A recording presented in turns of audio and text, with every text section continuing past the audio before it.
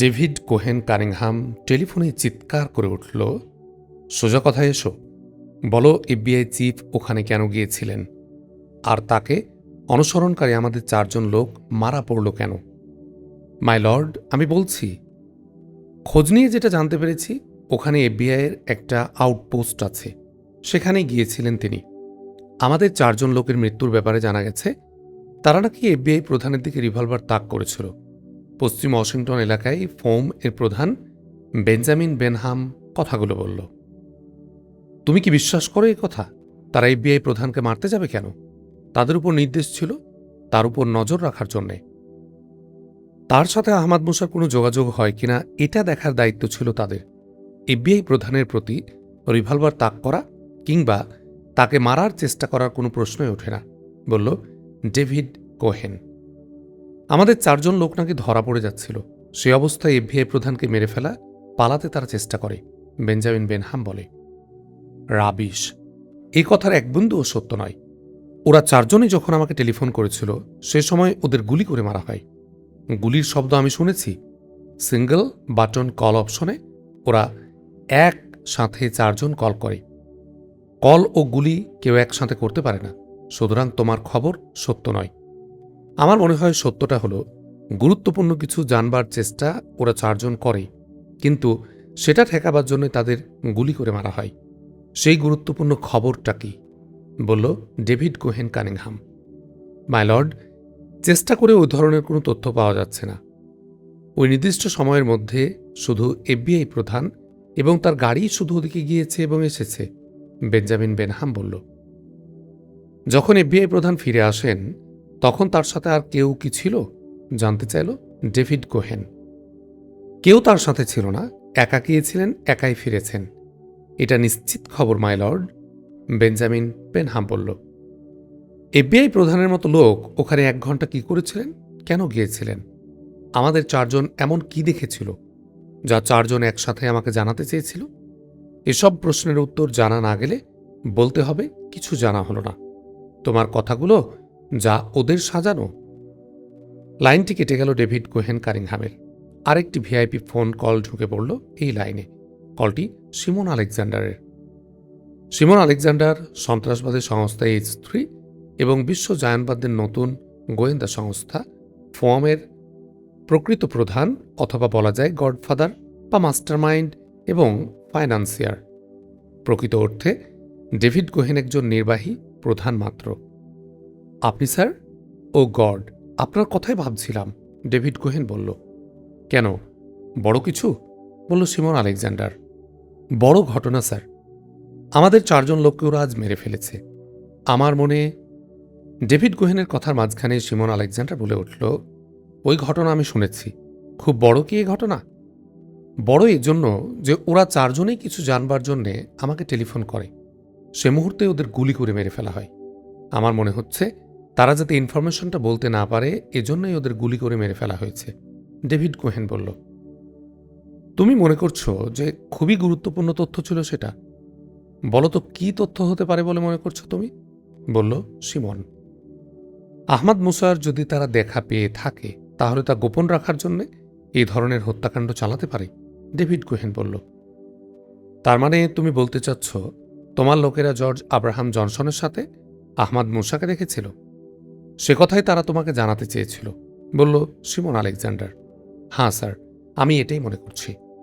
David Cohen থামল। কিন্তু এটা নিয়ে তুমি উদ্বিগ্ন হয়ে পড়ছো কেন? বলল সিমন। এই তথ্য পাবার জন্য তো ওদের মোতায়েন রেখেছি স্যার, সব জায়গায় খোঁজ করছি, ডেভিড কোহেন বলল।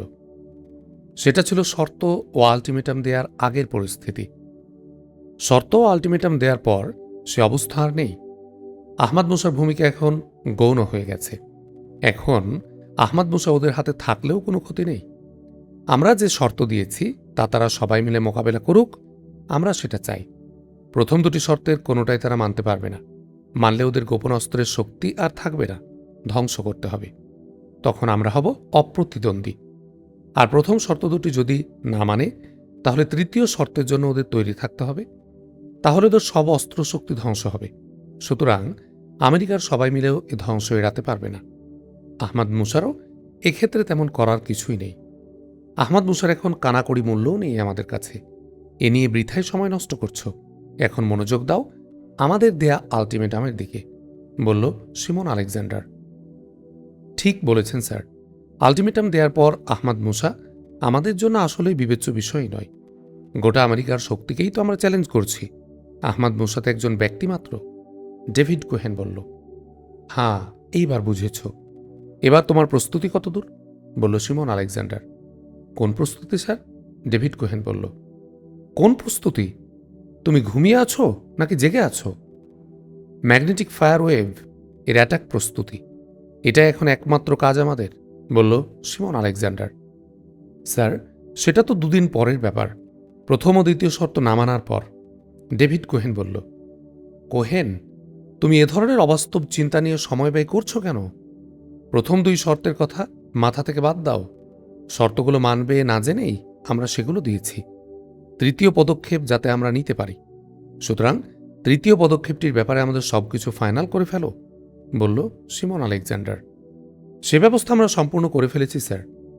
আলটিমেটামের 3 দিন শুরু হবার সঙ্গে সঙ্গে আমরা অপারেশন ঘাঁটিতে সবাইকে নিয়ে ঢুকে গেছি। ধ্বংস শেষ করে আমরা ঘাঁটি থেকে বের হব। এমএফডব্লিউ সবকিছু প্রস্তুত। আলটিমেটামের সময় শেষ হওয়ার কয়েক ঘন্টা আগ থেকে আমরা কাউন্টডাউন শুরু করব এবং আলটিমেটাম শেষ হবার প্রথম মিনিটেই আমাদের ম্যাগনেটিক ফায়ারওয়েভ এর বিস্ফোরণ ঘটবে এবং ধ্বংসলীলা শুরু হয়ে যাবে, ডেভিড কোহেন বলল। তুমি নিজে উপস্থিত থাকছ তো, বলল সিমন আলেকজান্ডার। আমি উপস্থিত থাকছি মানে? এমএফডব্লিউ বিস্ফোরণের ডেটোনেটিং পাসওয়ার্ড তো আমার কাছেই। শেষ মিনিটে আমি ওটা আমাদের অপারেশন টেকনিক্যাল বাহিনীকে দেব, যাতে প্রথম মিনিটে আক্রমণ শুরু করতে পারে, ডেভিড কোহেন বলল। আমাদের ঘাঁটি সুরক্ষিত এবং এর সন্ধান কারো কল্পনাতেও নেই, তবু বলছি, ঘাঁটি সুরক্ষার কি ব্যবস্থা রেখেছ, বলল সিমন আলেকজান্ডার। এটা আপনি ঠিক বলেছেন স্যার। আমাদের সামরিক ঘাঁটি একটা ডেড প্লেসে। এমন প্লেস নিয়ে কেউ ভাবে না, ভাবার প্রশ্নও নেই। তাই এর নিরাপত্তা বিঘ্নিত হবার কোনো সুযোগও নেই। এর প্রবেশপথ খুঁজে পাওয়াকে যেভাবে ধাঁধার বাঁধনে বেঁধে রেখেছি তা আমাদের লোক ছাড়া কারো পক্ষে ভাঙা সম্ভব নয়। সুতরাং ঘাঁটির নিরাপত্তার ব্যাপারে আপনি নিশ্চিত থাকুন, ডেভিড কোহেন বলল। আমি নিশ্চিত আছি, তবু কথায় আছে না, সাবধানের মার নেই। সুতরাং সাবধান সবসময়ই থাকতে হবে। আচ্ছা, তোমার লোক কি খবর নিচ্ছে? আমাদের আলটিমেটাম পাওয়ার পর সরকারের অবস্থা কি? করছে কি ওরা, বলল সিমন আলেকজান্ডার। ও, এই ব্যাপারে আপনাকে কোনো খবর জানানো হয়নি। আলটিমেটামকে ওরা সাংঘাতিক গুরুত্ব দিয়েছে। এটা পাওয়ার সঙ্গে সঙ্গে ওরা প্রশাসন অঘোষিত জরুরি অবস্থা ঘোষণা করেছে। সমস্ত অস্ত্রঘাঁটি এবং সাইলো সন্নিহিত এলাকায় রেড অ্যালার্ট জারি করেছে। বিজ্ঞানী এবং টেকনিক্যাল স্টাফদের সকল ছুটি তারা বাতিল করেছে। দিনে কয়েকবার করে প্রেসিডেন্ট তার নিরাপত্তা কমিটি নিয়ে আলোচনায় বসছে। মিটিংয়ে ঢোকার সময় তাদের মুখ যতটা মলিন দেখা যাচ্ছে, মিটিং থেকে বের হবার সময় ওদের মুখ আরও চুপসে গেছে সেটা দেখা যাচ্ছে, ডেভিড কোহেন বলল। হো হো করে হেসে উঠল সিমন আলেকজান্ডার। বলল, আমি তো এই চেয়েছিলাম। দেখবে, আলটিমেটামের শেষ সময় যতটা কাছে আসছে ওদের উদ্বেগ উত্তেজনা আরও বাড়বে। শেষে পাগল হয়ে যাবে ওরা, যখন ব্ল্যাক ফায়ার ওদের অস্ত্রাগার এবং সাইলোগুলোকে ধ্বংস করবে। জানো, আমার মেয়ে আলাইয়া অ্যাঞ্জেলা আজ আমার সাথে কথা বলেছে এবং আমাকে অভিযুক্ত করেছে। বলেছে আমাকে নিজেকে আইনের হাতে তুলে দিতে। আমি হেসেছি আর বলেছি, অপেক্ষা করো মা, দেখবে তোমার বাবা কোনো ছোট কাজ করে না। যাক, শোনো, সবকিছুই আমাদের ঠিকঠাক মতো চলছে। বিজয় আমাদের জন্য অপেক্ষা করছে। সব সময় যোগাযোগ রেখো। রাখি। Good day. যে স্থানে দাউদ ইব্রাহিমের অপেক্ষা করার কথা, সেখানে বসেছিল সে। ভাবছিল আহমদ মুসার কথা, জর্জ আব্রাহাম জনসনের কথা। একটু আনমনা হয়ে পড়েছিল দাউদ ইব্রাহিম। হঠাৎ মাথায় একটা শক্ত কিছু চাপ খেয়ে ঘুরে তাকালো সে। দেখল তার মাথায় রিভলভার চেপে বাম পাশে একজন লোক দাঁড়িয়ে, তার চোখে হিংস্র দৃষ্টি। কে তুই, পুলিশ না গোয়েন্দা, বলল রিভলভার ধরা লোকটি। ভীষণ চমকে গিয়েছিল দাউদ ইব্রাহিম। তার উপর সে কিছুক্ষণ আগে আহমদ মুসারা যেখানে আছে তার পিছন দিকে 4টি গুলির শব্দ শুনেছে। সেখানে কি ঘটেছে এটা নিয়ে সে আতঙ্কে। আহমদ মুসাদের কিছু হলো কিনা, আর সেদিক থেকেই লোকটি এসেছে কিনা, তার ব্যাপারে সব জেনে ফেলেছে কিনা ইত্যাদি ভাবছিল সে। তবু সাহস করে সে বলল, আমি পুলিশ বা গোয়েন্দা কোনো কিছুই নই। পাশের গ্রামে আমার বাড়ি। আমার একজন লোককে খুঁজতে খুঁজতে আমি এখানে এসে পড়েছি। ধরা পড়লে সবাই এরকমই কথা বলে। চল, ওঠ বলে লোকটি দাউদ ইব্রাহিমের মাথায় রিভলভারের বাঁট দিয়ে একটা ঠেলা দিল। কোথায় যাব বলল দাউদ ইব্রাহিম। তার মনে একটা ভীতি ছড়িয়ে পড়েছে।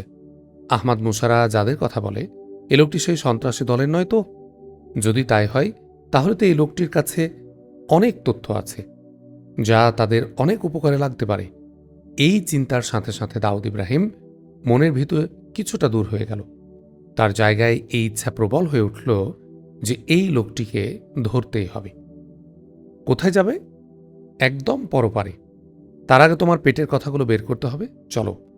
কথা শেষ করে লোকটি রিভলভারের নল দিয়ে আবার গুঁতো দিল দাউদ ইব্রাহিমের মাথায়। লোকটি রিভলভারের নলের গুঁতা দিয়ে দাউদ ইব্রাহিমকে দক্ষিণ দিকে পাহাড়ের গোড়ার দিকে নামার জন্য ইশারা করছিল। লোকটি ইশারার মতো চলতে লাগলো। দাউদ ইব্রাহিম চলা শুরু করে চিন্তা করল, একবার যদি লোকটার হাত থেকে রিভলভারটা নিয়ে নেওয়া যায় অথবা ফেলে দেয়া যায়, তাহলে লোকটাকে কাবু করা দাউদ ইব্রাহিমের জন্য মোটেই কঠিন কোনো কাজ হবে না। দাউদ ইব্রাহিমের হাতে ছিল আমেরিকা টুডে কাগজের একটা পাতা। এই বিশেষ পাতাটি আজকের আমেরিকা টুডে থেকে ছিঁড়ে নিয়েছিল পড়ার জন্যে।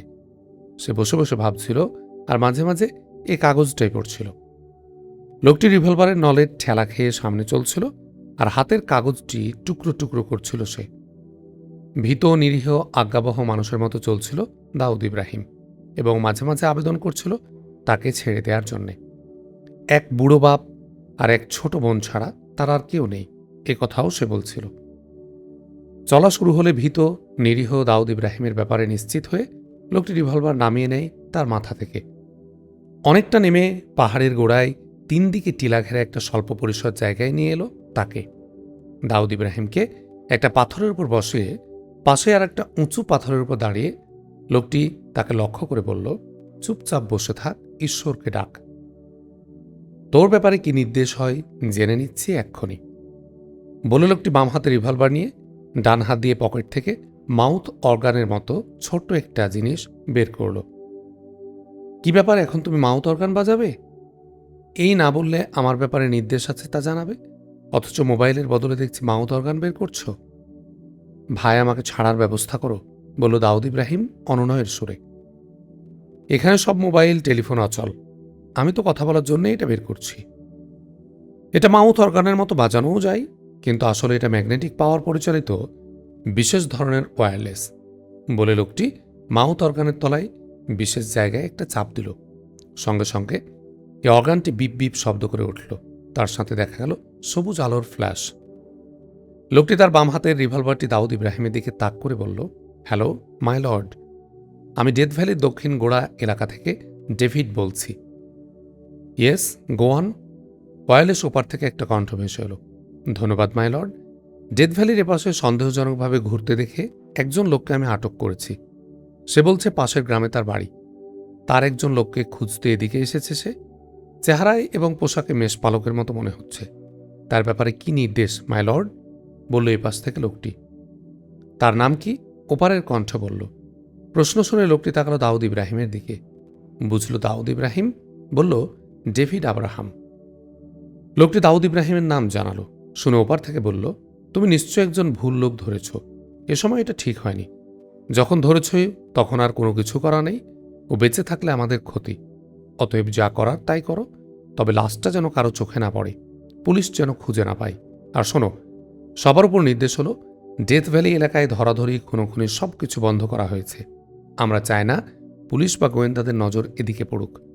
ডেথ ভ্যালির বাইরে পাহাড়ে 2-4 জন মানুষ সব সময়ই দেখা গেছে, এখনও দেখা যেতে পারে। এগুলো আমরা এখন এড়িয়ে চলব।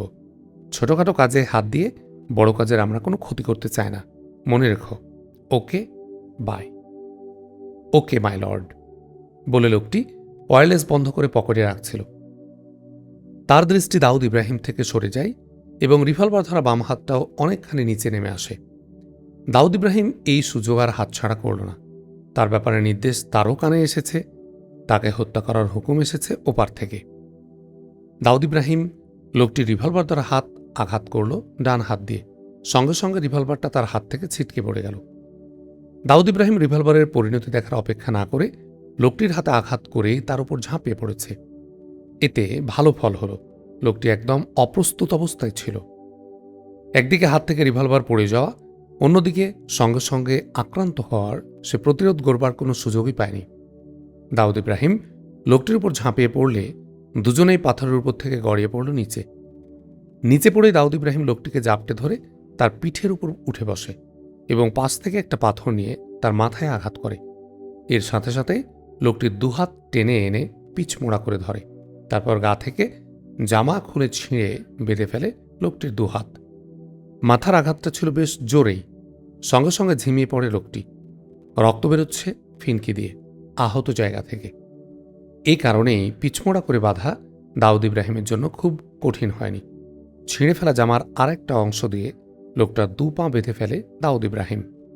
ঘটনাটা ঘটে যায় অসম্ভব রকম দ্রুত। দাউদ ইব্রাহিম শরীর স্বাস্থ্যে লোকটির চেয়ে ভালো এবং আহমাদ মুসার সাথে কয়েকদিন থেকে সাহসও তার বেড়েছে। তার উপর ছিল জীবন বাঁচানোর দায় এবং আহমাদ মুসার সাথে তার দেখা হওয়ার তাগিদ। লোকটির হাত পা বাঁধা পর উঠে দাঁড়ালো সে। এরপর প্রথমে এসে ভাবল তাকে তার জায়গায় ফিরে যাওয়া দরকার। আহমাদ মুসা এসে তাকে খুঁজবে, না পেলে চিন্তায় পড়ে যাবে। হয়তো তাকে খুঁজতে গিয়ে সময় নষ্ট হবে, কিন্তু যাবে কি করে? লোকটিকে এখন সে কি করবে? তার মনে হলো এ লোকটি সম্পর্কে আহমাদ মুসার জানা দরকার। শত্রুপক্ষের এ লোকটি তার কাজেও লাগতে পারে। লোকটিকে কাঁধে করে কিংবা রিভলভারের ভয় দেখিয়ে তাকে যে সেখানে নিয়ে যাবে এটাও সম্ভব নয়। কেউ কিংবা অনেকেই দেখে ফেলতে পারে এবং এই ঘটতেও পারে নতুন বিপদ ইত্যাদি ভাবনায় যখন দাউদ ইব্রাহিম ঘোর অনিশ্চয়তায়, তখন সে আবার মাথার পেছনের দিকটায় রিভলভারের নলের মতো ধাতব কিছু চাপ অনুভব করল। সঙ্গে সঙ্গে তড়াক করে ঘুরে দাঁড়ালো দাউদ ইব্রাহিম। দেখল আহমাদ মুসা হাসছে। আহমাদ মুসা বলল, তোমাকে না দেখে আমি চিন্তায় পড়ে গিয়েছিলাম। যাক, অল্পতেই তোমাকে পেয়ে গেছি। কিন্তু জানলেন কি করে যে আমি এখানে? এলেন কিভাবে ঠিকঠাক মতো? বলল দাউদ ইব্রাহিম। তুমিই তো আমাকে নিয়ে এসেছ। আহমাদ মুসা বলল। কিভাবে? বলল দাউদ ইব্রাহিম, তার চোখে মুখে বিস্ময়। তুমি যে কাগজের টুকরো ফেলতে ফেলতে এসেছ ওখান থেকে, সেটা অনুসরণ করেই ঠিকঠাক আমি এখানে পৌঁছে গেছি। আমি একটা গোয়েন্দা বইতে এই কৌশলের কথা পড়েছিলাম, কিন্তু আমি ভাবিনি যে এটা কাজে লাগবে। ধন্যবাদ স্যার, বলল দাউদ ইব্রাহিম। ধন্যবাদ তো আমি তোমাকে দেব এই বুদ্ধিকে কাজে লাগানোর জন্য। আচ্ছা যাক, এই যে লোকটাকে বেঁধে ফেলে রেখেছ, এই তো তোমাকে ধরে আনে রিভলভারের ভয় দেখিয়ে, তাই তো? আহমাদ মুসার জিজ্ঞাসা। আপনি ঠিক ধরেছেন স্যার। মাথায় রিভলভার ঠেকিয়ে সেই আমাকে এই পর্যন্ত আসতে বাধ্য করে, বলল দাউদ ইব্রাহিম। তারপর কুপকাত করলে কিভাবে? আহমাদ মুসা বলল। ঘটনা সংক্ষেপে আহমাদ মুসাকে জানিয়ে বলল, আমার ব্যাপারে নির্দেশের জন্য লোকটা একটা টেলিফোন করে। টেলিফোনের ওপ্রান্ত থেকে তাদের বসের অনিচ্ছা সত্ত্বেও আমাকে মৃত্যুদণ্ড দেয়া হয়। একদিকে এই মৃত্যু থেকে বাঁচা এবং আপনার কাছে পৌঁছা, এই দুইটা ইচ্ছা এমন শক্তি আমাকে যোগায় যার চিন্তা আমি নিজেও কোনোদিন করিনি। অনিচ্ছা সত্ত্বেও বলছো কেন? এদের পরিচয় সম্পর্কে তুমি কি জেনেছ? জিজ্ঞাসা আহমাদ মুসার। এ আপনাদের মানে আমাদের শত্রুপক্ষের লোক। টেলিফোন থেকে এটা আমি বুঝতে পারি। টেলিফোনের ওপার থেকে ওরা আমাকে ওই অঞ্চল থেকে ধরে আনা পছন্দ করেনি। তারা এই এলাকায় এই ধরনের কোনো ঘটনা ঘটতে দিতে চায় না, যাতে পুলিশ এবং গোয়েন্দাদের চোখ এই এলাকার উপর পড়ে। আমি তাদের এ মনোভাবকে অনিচ্ছাকৃত বলেছি। অনিচ্ছা সত্ত্বেও আমাকে মৃত্যুদণ্ড দেয়া হয় এ কারণে যে ধরার পর তারা আমাকে ছেড়ে দিতে চায়নি, বলল দাউদ ইব্রাহিম। আহমাদ মুসা সঙ্গে সঙ্গে কোনো কথা বলল না। এই এলাকায় মানে ডেথ ভ্যালি এলাকায় এ সময় কিছু না ঘটুক তা তারা চাচ্ছে। আসল লক্ষ্য হলো এ অঞ্চলের উপর পুলিশ ও গোয়েন্দাদের চোখ যেন না পড়ে। কিন্তু কেন কেন তারা এ নজর পড়াকে ভয় করছে? প্রশ্নগুলো সামনে আসার সাথে সাথে আহমাদ মুসা রিভলভারটা কুড়িয়ে নিয়ে এগুলো বেঁধে রাখা লোকটির দিকে পিছমোড়া করে বাঁধা অবস্থায় তাকে চিৎ করে শোয়ালো। বাঁধা হাত দুটি বেকায়দা অবস্থায় থাকার কারণে অসম্ভব যন্ত্রণায় সে কোঁকিয়ে উঠল। সেদিকে ভ্রুক্ষেপ না করে আহমাদ মুসা রিভলভারের নল দিয়ে তার মাথায় একটা খোঁচা দিয়ে বলল, তুমি এক্ষুনি যার সাথে কথা বললে সে ডেভিড কোহেন কানিংহাম এখন কোথায়? লোকটি অবাক হয়ে পূর্ণ দৃষ্টিতে তাকালো আহমাদ মুসার দিকে, কিছু বলল না। আহমাদ মুসা রিভলভার তুলল তার মাথা লক্ষ্যে, বলল, দেখো, এক আদেশ আমি দুবার দিই না। লোকটির চোখে মুখে ভীতি ফুটে উঠল, কিন্তু মুখ খুলল না সে। আহমাদ মুসার তর্জনী নড়ে উঠল, চেপে বসল ট্রিগারের উপর। রিভলভার থেকে বেরিয়ে গেল একটা গুলি। গুলিটা লোকটার কানের উপরে মাথার চামড়ার একটা অংশ তুলে নিয়ে চলে গেল। লোকটা চিৎকার করে উঠল। আহমদ মুসা তার রিভলভার লোকটার মাথায় চেপে রেখে বলল, ঠিক ঠিক জবাব না দিলে দ্বিতীয় গুলি তোমার মাথা গুড়িয়ে দেবে। আমি জানি না স্যার এই মুহূর্তে কোথায়, তবে গতকাল থেকে আজ পর্যন্ত ছিল ডেথ ভ্যালিতে, বলল সে যন্ত্রণা কাতর কণ্ঠে। আহমদ মুসা এই তথ্যটা শুনে রোমাঞ্চিত হল, তবু বলল, ডেথ ভ্যালিতে কেন? ওখানে কোথায় আসবে, কিভাবে আসবে? ডেথ ভ্যালিতে ওদের ঘাঁটি স্যার, ওদের সব অস্ত্র তো ওখানেই মোতায়েন। ওখানে কিভাবে প্রবেশ করবে সেটা আমরা জানি না, তবে এতটুকু জানি ঢোকার সহজ পথ তারা তৈরি করেছে, বলল লোকটি। আহমদ মুসা চাওয়ার চেয়ে বেশি পেয়ে গেল। ডেথ ভ্যালিতে যে ওদের অস্ত্রাগার বা ঘাঁটি আছে এটা ছিল বিভিন্ন কার্যকরণ থেকে সৃষ্ট একটা ধারণা মাত্র। এখন সে নিশ্চিত হল। ওখানে ওদের কি অস্ত্র আছে? এমন একটা মৃত স্থানকে তারা বেছে নিল কেন, জিজ্ঞাসা আহমদ মুসার। তা তো জানি না স্যার, তবে কয়েকদিন থেকে বলাবলি হচ্ছে যে আর 3 দিন পর আমেরিকার সব অস্ত্র ধ্বংস হয়ে যাবে, এরপর আমেরিকা আমাদের হাতে চলে আসবে, বলল লোকটি। এদের কি সৈন্যবাহিনী আছে নাকি? কিভাবে দেশ দখলে আসবে? প্রশ্ন আহমদ মুসার। তা আমরাও বুঝিনি স্যার, তবে সেনাবাহিনী নেই, কিছু লোকজন আছে। কত লোকজন আছে? আহমদ মুসা বলল। সংখ্যা বলতে পারবো না স্যার, তবে সেনাবাহিনীর মতো অত বেশি নয়, বলল লোকটি।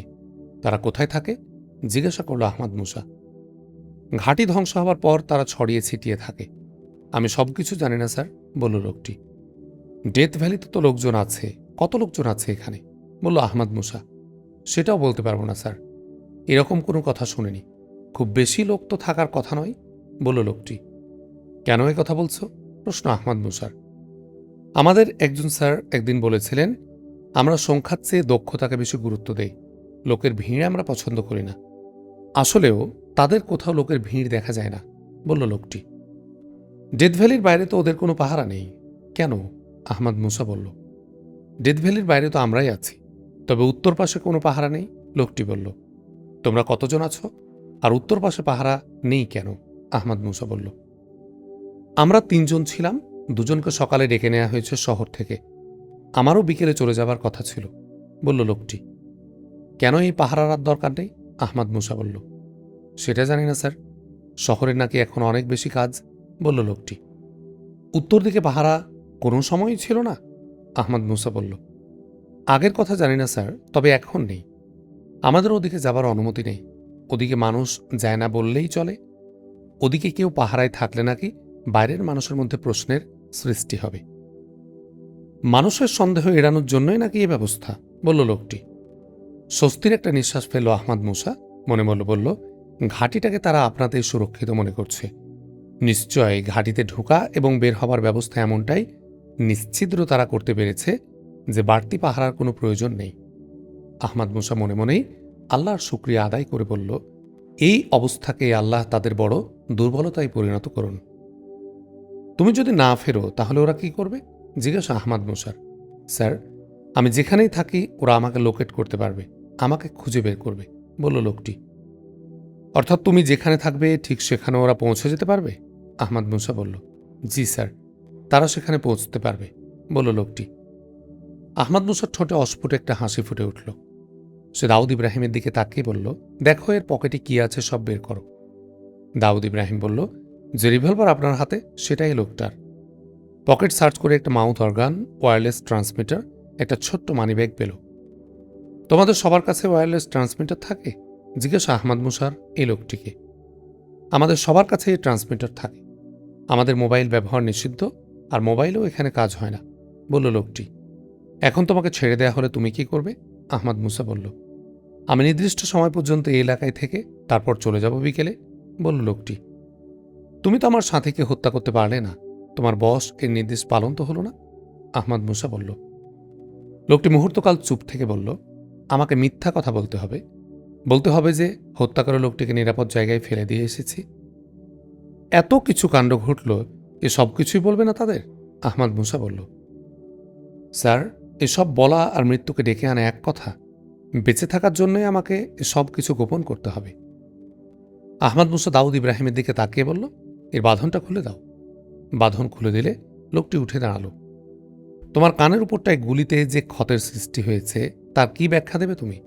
আহমাদ মুসা বলল, বলবো যে লোকটিকে ধরার সময় ধস্তধস্তিতে একটা ধারালো পাথরের ঘষা খেয়ে গেছে এবং কিছুটা জায়গা।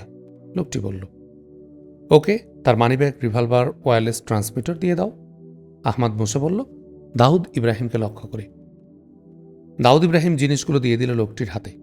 তুমি চলে যাও, তুমি নিরাপদ থাকো, গুড বাই, বলল আহমাদ মুসা লোকটিকে। লোকটি তাকালো আহমাদ মুসার দিকে, বলল, গুলি ভর্তি রিভলভার আমাকে দিয়ে দিলেন, এখন যদি আমি গুলি করি? আহমাদ মুসা হাসল, বলল, এক গুলিতে তুমি দুজনকে মারতে পারবে না, একজনকেও মেরে ফেলতে পারবে সেটাও নিশ্চিত নয়। অতএব শত্রুতার চিন্তা তুমি করবে না। ধন্যবাদ স্যার, মানুষকে জয় করবার অদ্ভুত ক্ষমতা আছে আপনার। চলি স্যার, বাই, বলে চলতে শুরু করলো লোকটি।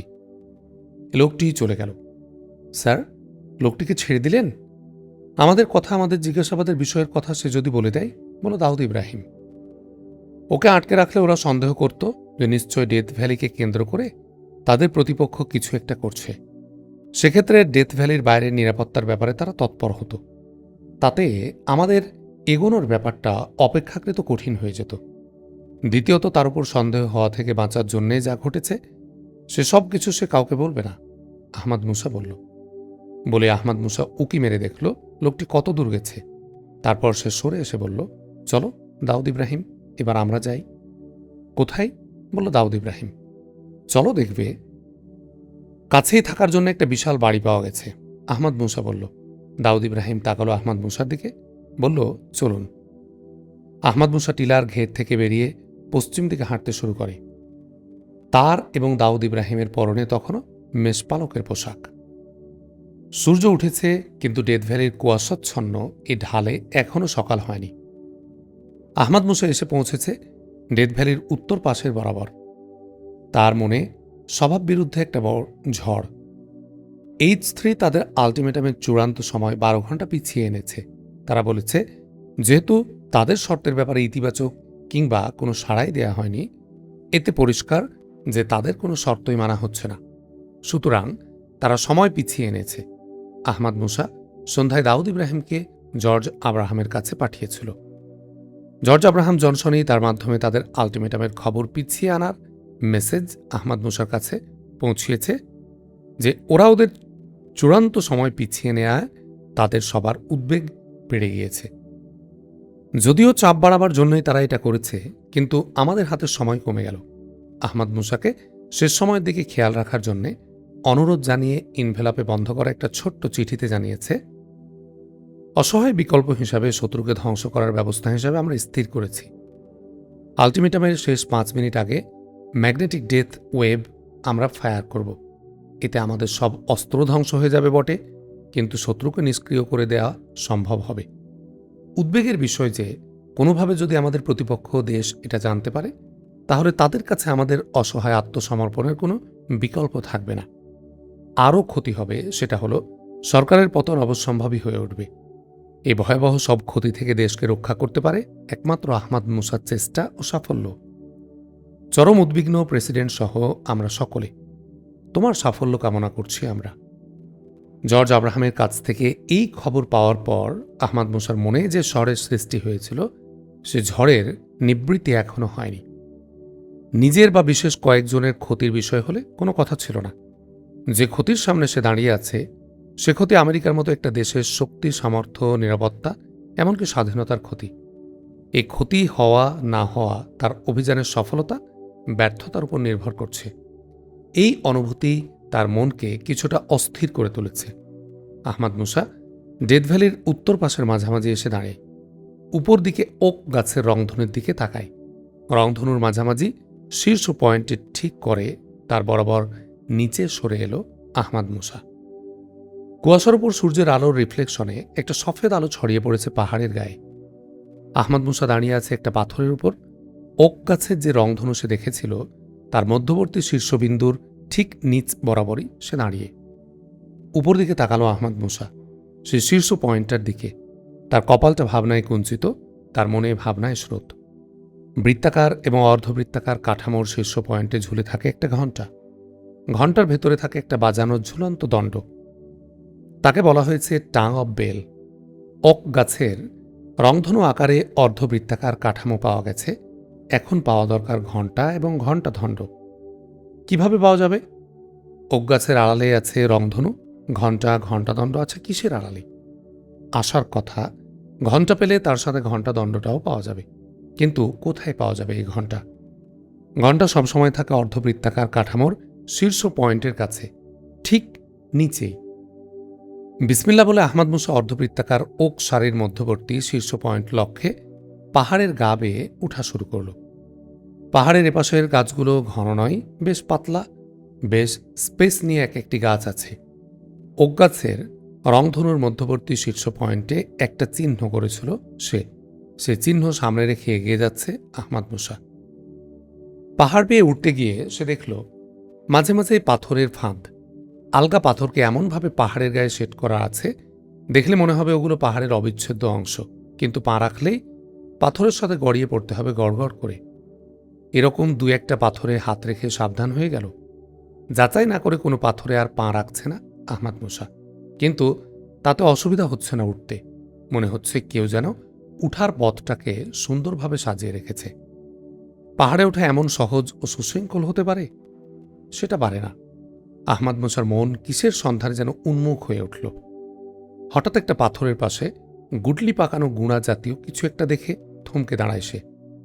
নিচু হয়ে একটা গুটলি তুলে নিল এবং গুটলিটার উপর চাপ দিতে গিয়ে বিস্মিত হলো এই জন্য যে এটা ছিল সিমেন্ট বালির মিশ্রণ। এই সিমেন্ট বালির মিশ্রণ এখানে কি করে এলো? পাথরের পাশটায় বসে পড়ল সে। বসে মাথা নিচু করে পাথরটার দিকে উকি দিল। পাথরের নিচটা আর বালি সিমেন্ট দেখতে পেল এবং ভালো করে পাথরের তলাটা দেখতে গিয়ে আবারও বিস্মিত হলো সে। পাথরটা সিমেন্টের প্লাস্টার দিয়ে পাহাড়ের গায়ের সাথে আটকানো। বিস্ময়ে হা হয়ে গেল তার মুখ। পাথর সিমেন্ট দিয়ে আটকানো, তার মানে এটা ম্যান মেড একটা ট্র্যাক। পেছনে যে পাথরগুলো উপরে উঠাকে সুবিধাজনক করেছে সেগুলো সবই তাহলে এভাবে সেট করা, সিমেন্ট দিয়ে আটকানো। আহমদ মুসা কয়েক ফুট সামনে এই একই ট্র্যাকে আরেকটা পাথর দেখতে পেল এভাবে সেট করা। সে লাফ দিয়ে উঠে গেল সেখানে, দেখল পাথরের তলাটা ঠিক ওইভাবে সিমেন্ট দিয়েই আটকানো। খুশি হলো সে, শুকরিয়া আদায় করল আল্লাহর। নিশ্চিত যে এই পথেই ওরা ডেথ ভ্যালিতে যাতায়াত করে। যাতায়াতের জন্য এই ট্র্যাকটাকে সহজ, কারণ এই পথ ডেথ ভ্যালিতে ঘাঁটি তৈরির জন্য নানা ওজনের নানা আকারের জিনিস আনতে হয়েছে। নিশ্চিত হল আহমদ মুসা যে এই ট্র্যাকই তাকে লক্ষ্যে নিয়ে যাবে। আবার চলতে শুরু করল সে। চলার গতি এবার দ্রুত হল। সে পৌঁছে গেল ওক গাছের সে রংধনুর মধ্যবর্তী গাছকে চিহ্ন ধরে রেখেছিল যেখানে। সে গাছের 10-12 ফুটের মধ্যে জায়গাটায় সমতল একটা বড় পাথর, পাথরটার উপর দাঁড়িয়ে সে। সকালের কুয়াশা এখানে নেই, সূর্য দেখতে পাওয়ার প্রশ্নও নেই, কিন্তু দিনের আলোয় ঝলমল করছে চারদিক। আহমদ মুসা উপর দিকে চোখ তুলল। পাহাড়ের গা বেয়ে তার চোখ দুটি উঠতে লাগল ওক গাছের অর্ধবৃত্তাকার রংধনুর মধ্য পয়েন্টের দিকে। সামনে একটা বড় পাথরের উপর চোখ দুটি আটকে গেল তার। এবড়ো থেবড়ো গায়ের পাথরটি 5 ফিট লম্বা, 4 ফিট প্রস্থের হবে। পাথরটির আকৃতি ঠিক ঘণ্টা ও বেলের মতোই। হঠাৎ পাওয়ার আনন্দ তাকে এতটাই ঝাঁকুনি দিল যে সে মুহূর্ত খানেকের জন্য বাকহীন হয়ে গেল। এটাই কি সেই ঘণ্টা? এর অবস্থান অর্ধবৃত্তাকার ওক রংধনুর শীর্ষ পয়েন্টের ঠিক নিচেই। পাথরটিকে যদি চেইন দিয়ে বেলের মতো করে টাঙ্গানো হয় তাহলে চেন গিয়ে শীর্ষ পয়েন্টটিতেই বাধা পড়বে। আহমদ মুসা আরও একটু ঘনিষ্ঠ হলো এই পাথরটির।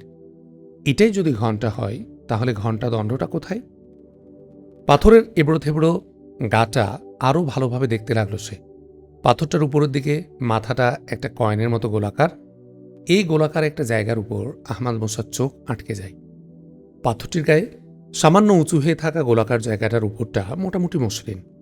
সেখানে ক্ষুদ্রাকৃতির ইংরেজি কয়েকটা সংখ্যা পাথরের রঙের কালিতে লেখা। সংখ্যাগুলো 1, 7 এবং 7। সংখ্যাগুলোর একসঙ্গে মান দাঁড়ালো 1717 বা 1717। সংখ্যাগুলো তাৎপর্য কি? সংখ্যা সমন্বিত মান, এর কোনো অর্থ আছে কি? 1717 কি সালের নাম? এই সালের কোনো ঘটনা কি এদিকে ইঙ্গিত করা হয়েছে? কিন্তু এই সালের কোনো ঘটনার কথা তার মনে পড়ছে না। কিংবা এই সংখ্যাগুলোর কোনো আলাদা অর্থ আছে কিনা? বিচ্ছিন্নভাবে কিংবা সমন্বিতভাবে সংখ্যাগুলোর কোনো অর্থ সে খুঁজে পেল না। তাহলে এই সংখ্যাগুলো কেন? একটু ভাবতে গিয়ে হঠাৎ আহমদ মুসার মনে ঝড়ের মতো একটা প্রবেশ করল একটা চিন্তা। আগের পাথরে লেখা ছিল হিব্রু ভাষায়, এ পাথরে ইংরেজি কেন? আহমদ মুসা আবার তাকালো পাথরের সংখ্যাগুলোর দিকে। সংখ্যাগুলোর উপর আরেকবার নজর বোলাতেই ঠোঁটে একটা হাসি ফুটে উঠল তার কাছে পরিষ্কার হয়ে গেল ওগুলো যেমন ইংরেজি সংখ্যা হতে পারে, তেমনই হতে পারে হিব্রু 4টি বর্ণ। হিব্রু এই 4টি বর্ণ মিলে যে হিব্রু শব্দ হয়, সে শব্দ হল কেরেন। হিব্রু কেরেন শব্দ মনে আসতেই চমকে উঠল আহমদ মুসা। এমন শব্দের সংকেত কি তো খুঁজছে সে?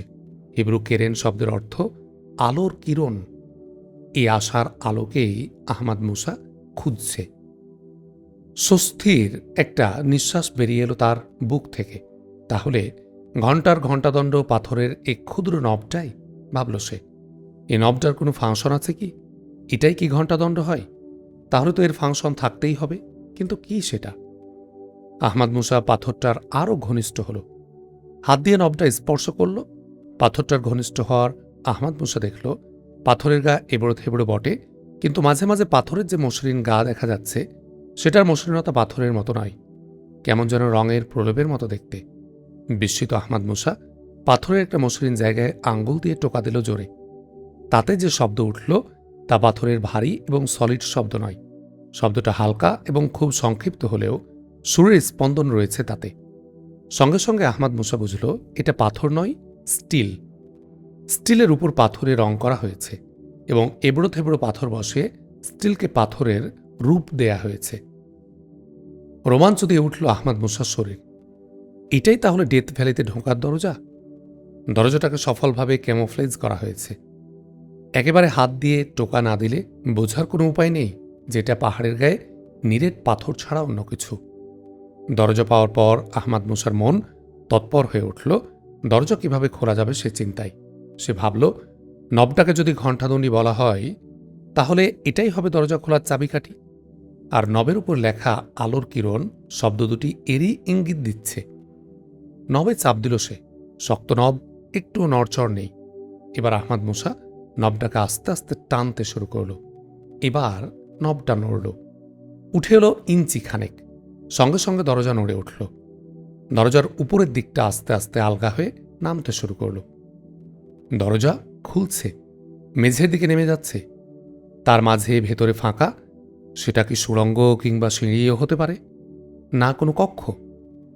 সাবধান হলো আহমদ মুসা, প্রহরীও তো থাকতে পারে। আহমদ মুসা পাশে সরে দাঁড়াল, যাতে এই মুহূর্তে দরজা খুলে যাবার আগেই কারো নজরে না পড়ে যায়।